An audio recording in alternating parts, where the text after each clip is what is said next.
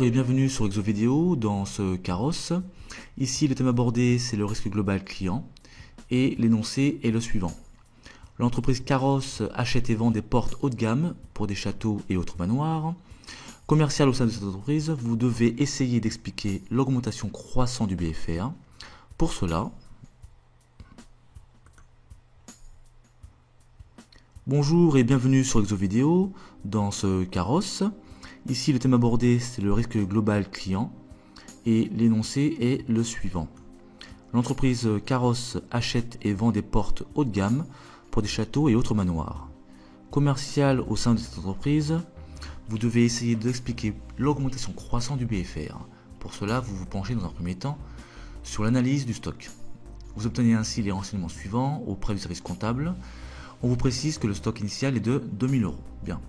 On a ici donc un petit tableau avec pour chaque période le stock final et le coût d'achat des marchandises vendues. Le travail à faire est le suivant. Calculer les stocks moyens. Calculer les ratios de rotation des stocks en valeur et calculer les ratios de rotation des stocks en nombre de jours. Bien. Donc on va laisser visible la partie ici chiffrée. Voilà. Et je me dirige vers la partie proposition de correction. Alors, il y a une formule bien entendu pour calculer les stocks moyens. Donc, elle est la suivante. Stock moyen égale, eh bien, c'est le stock initial plus le stock final, l'ensemble divisé par 2. On va mettre des parenthèses. Voilà. Donc voilà la formule, donc stock initial plus stock final divisé par 2. Donc on va appliquer cette formule dans ce petit tableau, que nous avons déjà préparé ici. Donc pour chaque élément, pour chaque période, pardon. Donc ici pour l'année N-3, eh bien on va avoir donc 2000 plus 2500 et l'ensemble divisé par 2. Ce qui nous donne un stock moyen de 2250. Donc voilà la formule appliquée pour chaque période. Donc voilà, nous avons rempli ce tableau. Donc vous allez utiliser la même formule bien sûr pour chaque période, de N-3 à N. Donc question suivante. On nous demande donc de calculer les ratios de rotation donc des stocks en valeur. Donc pour répondre à cette question, il y a aussi une formule. Donc rotation des stocks, eh bien c'est le coût d'achat de marchandises vendues divisé par le stock moyen. Donc on va écrire déjà la formule. On va indiquer ici donc, alors on va mettre un peu d'espace. Alors ce que je vais faire, c'est que je vais enlever ça, voilà, et voilà. Donc rotation, donc ratio de rotation des stocks. Donc égal, eh bien c'est le coût d'achat donc des marchandises vendues.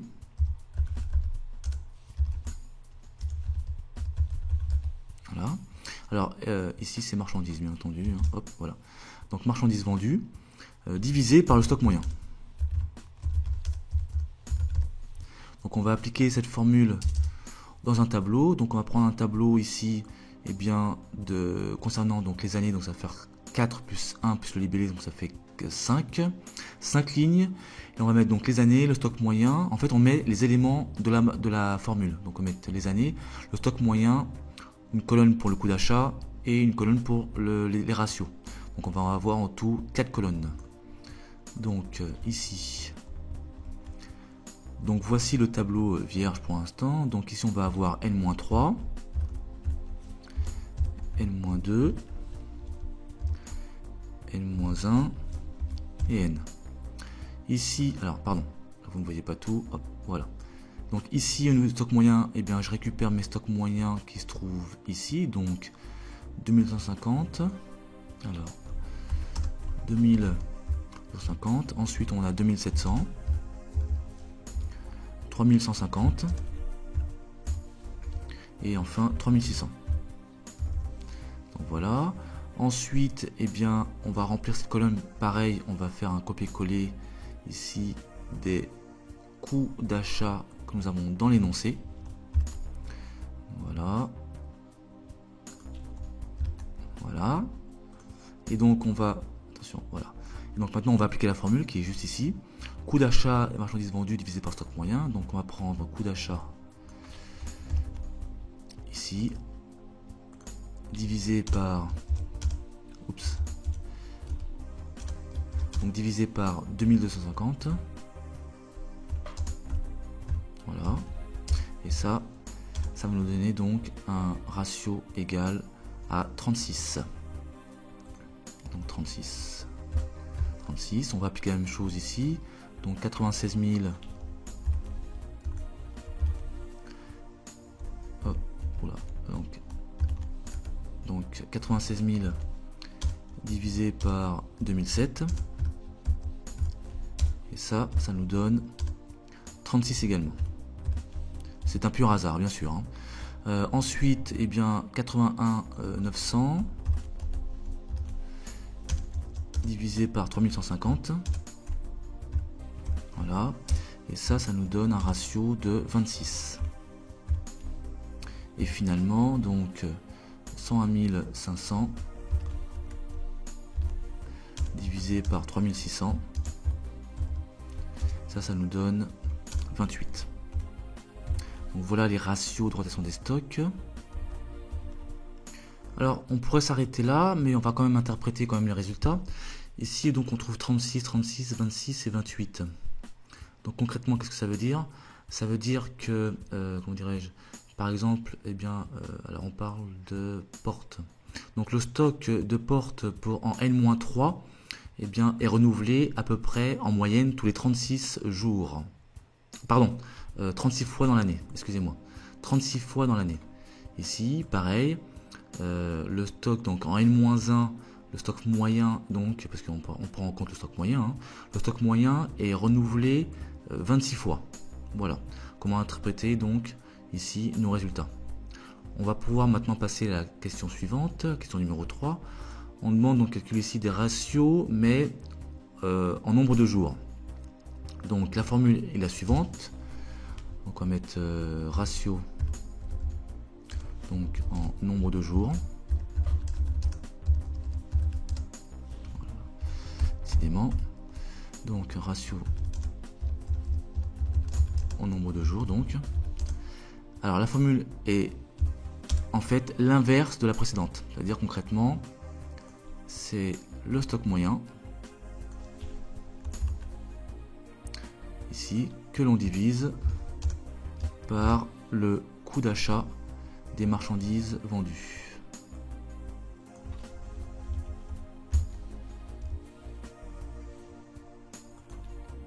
Voilà. Donc on va appliquer cette formule dans un tableau également. Donc voici le tableau. Alors les années, donc on va récupérer les années ici qui se trouvent là, différentes périodes. Voilà, le stock moyen qu'on va récupérer également ici.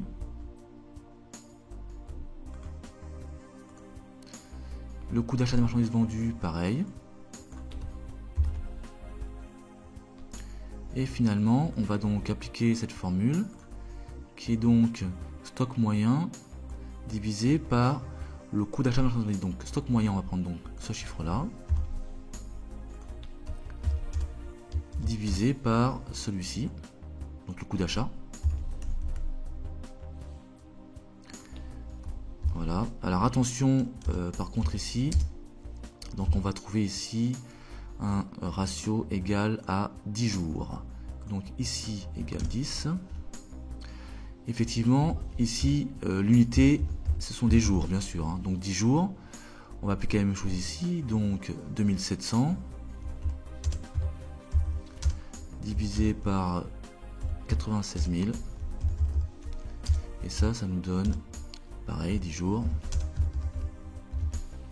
Voilà. Ensuite, 3150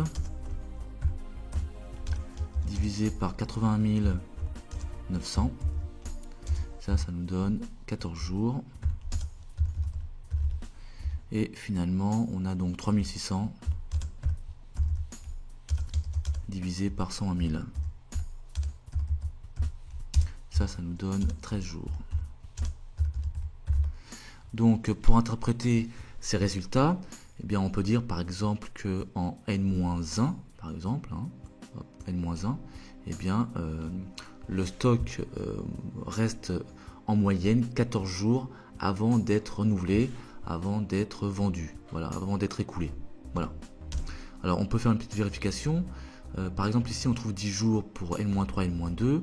Auparavant on avait trouvé au niveau du ratio de rotation des stocks 36. Et bien ça correspond puisque ici c'est 36 fois dans l'année. Donc 36 fois tous les 10 jours, on a à peu près donc 360 jours, à peu près une année. C'est une moyenne bien sûr. On peut vérifier N-1, 14 jours ici. Ici on a 26, donc si on fait 26 fois 14, on doit trouver à peu près 365 ou 364. Voilà. Bien, cette exo vidéo est maintenant terminée. Je me dirige vers la partie énoncé. Et je vous dis à très bientôt sur Exo Vidéo. Bonjour et bienvenue sur Exo Vidéo dans ce carrosse. Ici le thème abordé c'est le risque global client. Et l'énoncé est le suivant. L'entreprise Carrosse achète et vend des portes haut de gamme pour des châteaux et autres manoirs. Commercial au sein de cette entreprise, vous devez essayer d'expliquer l'augmentation croissante du BFR. Pour cela, vous vous penchez dans un premier temps sur l'analyse du stock. Vous obtenez ainsi les renseignements suivants auprès du service comptable. On vous précise que le stock initial est de 2000 €. Bien. On a ici donc un petit tableau avec donc pour chaque période le stock final et le coût d'achat des marchandises vendues. Le travail à faire est le suivant. Calculer les stocks moyens. Calculer les ratios de rotation des stocks en valeur et calculer les ratios de rotation des stocks en nombre de jours. Bien. Donc on va laisser visible la partie ici chiffrée. Voilà. Et je me dirige vers la partie proposition de correction. Alors, il y a une formule bien entendu pour calculer les stocks moyens. Donc elle est la suivante. Stock moyen égale, eh bien c'est le stock initial plus le stock final, l'ensemble divisé par 2. On va mettre des parenthèses. Voilà. Donc voilà la formule. Donc stock initial plus stock final divisé par 2. Donc on va appliquer cette formule dans ce petit tableau que nous avons déjà préparé ici. Donc pour chaque élément, pour chaque période, pardon. Donc ici pour l'année N-3, eh bien on va avoir donc 2000 plus 2500 et l'ensemble divisé par 2. Ce qui nous donne un stock moyen de 2250. Donc voilà la formule appliquée pour chaque période. Donc voilà, nous avons rempli ce tableau. Donc vous allez utiliser la même formule bien sûr pour chaque période, de N-3 à N. Donc question suivante. On nous demande donc de calculer les ratios de rotation donc des stocks en valeur. Donc pour répondre à cette question, il y a aussi une formule. Donc rotation des stocks, eh bien c'est le coût d'achat de marchandises vendues divisé par le stock moyen. Donc on va écrire déjà la formule. On va indiquer ici donc, alors on va mettre un peu d'espace. Alors ce que je vais faire, c'est que je vais enlever ça, voilà, et voilà. Donc rotation, donc ratio de rotation des stocks. Donc égal, eh bien c'est le coût d'achat donc des marchandises vendues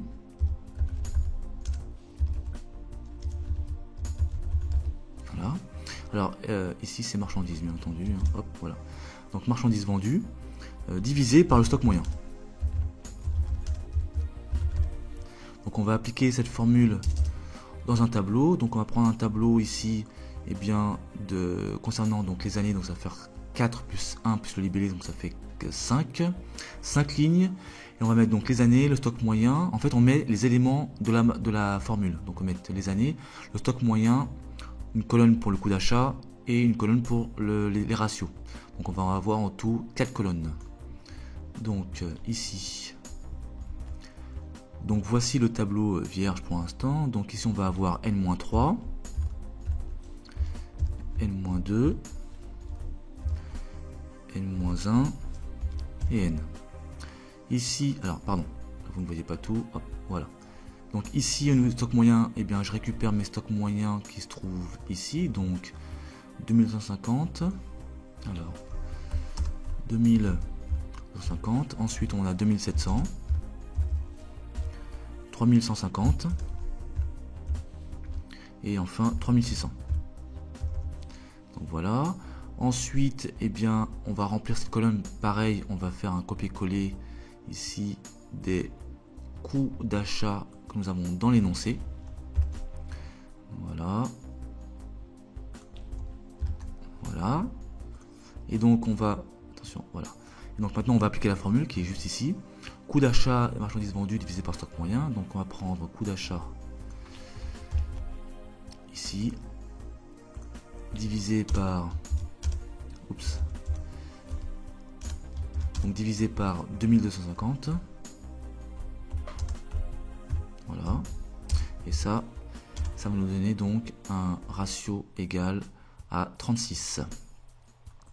Donc 36. On va appliquer la même chose ici. Donc 96 000. Oh, oula, donc 96 000 divisé par 2007. Et ça nous donne 36 également. C'est un pur hasard, bien sûr. Ensuite, eh bien, 81 900 divisé par 3150. Voilà. Et ça nous donne un ratio de 26. Et finalement, donc 101 500 divisé par 3600. Ça nous donne 28. Donc voilà les ratios de rotation des stocks. Alors on pourrait s'arrêter là, mais on va quand même interpréter quand même les résultats. Ici donc on trouve 36, 36, 26 et 28. Donc concrètement qu'est-ce que ça veut dire? Ça veut dire que, comment dirais-je, par exemple, eh bien, alors on parle de portes. Donc le stock de portes en N-3 eh bien, est renouvelé à peu près en moyenne tous les 36 jours. Pardon, 36 fois dans l'année, excusez-moi. 36 fois dans l'année. Ici, pareil, le stock donc en N-1, le stock moyen, donc, parce qu'on prend en compte le stock moyen, hein, le stock moyen est renouvelé 26 fois. Voilà. Comment interpréter donc ici nos résultats. On va pouvoir maintenant passer à la question suivante, question numéro 3. On demande donc de calculer ici des ratios, mais en nombre de jours. Donc la formule est la suivante. Donc on va mettre ratio donc en nombre de jours.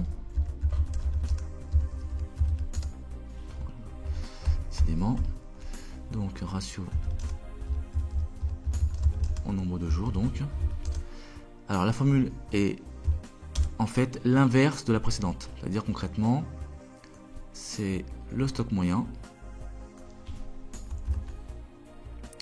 ici que l'on divise par le coût d'achat des marchandises vendues.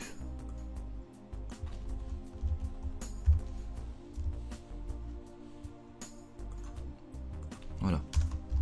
Donc on va appliquer cette formule dans un tableau également.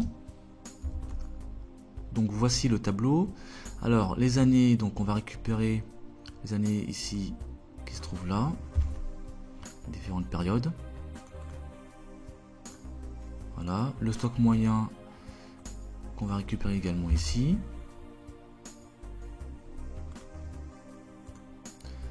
Le coût d'achat des marchandises vendues, pareil. Et finalement, on va donc appliquer cette formule qui est donc stock moyen divisé par le coût d'achat des marchandises vendues. Donc stock moyen, on va prendre donc ce chiffre-là, divisé par celui-ci, donc le coût d'achat. Voilà. Alors attention, par contre ici, donc on va trouver ici un ratio égal à 10 jours. Donc ici égale 10. Effectivement, ici, l'unité, ce sont des jours, bien sûr. Hein. Donc 10 jours. On va appliquer la même chose ici. Donc 2700 divisé par 96 000. Et ça nous donne, pareil, 10 jours. Voilà, ensuite 3150 divisé par 81 900. Ça nous donne 14 jours. Et finalement, on a donc 3600 divisé par 120 000.